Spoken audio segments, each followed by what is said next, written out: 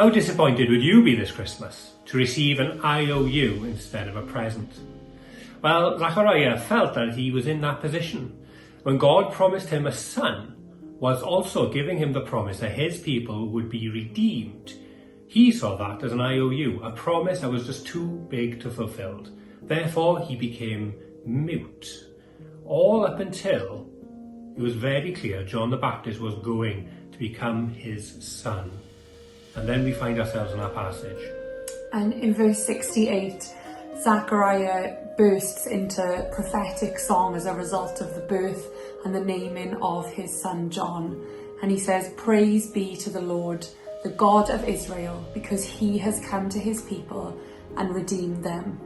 And it's really important that we remember just the situation that Zechariah's people were in at that time, under occupied Roman rule, and where they had been historically. They were a people who knew what it was to be persecuted.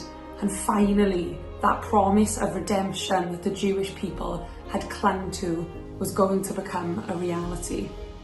So what's incredible in this passage is that IOU wasn't an IOU. It was a promise that was secure, that was sure, and that was going to happen because he was given a son. And that son's job was going to be to declare Jesus as Lord.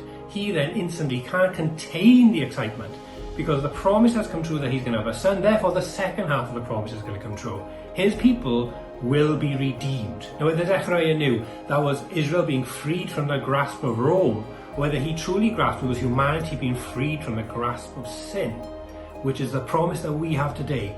We can be redeemed from the sins of the world, from the whole of the world, from every other kind of thing that holds us down, to get to know our Creator God once again. We are redeemed from all of that.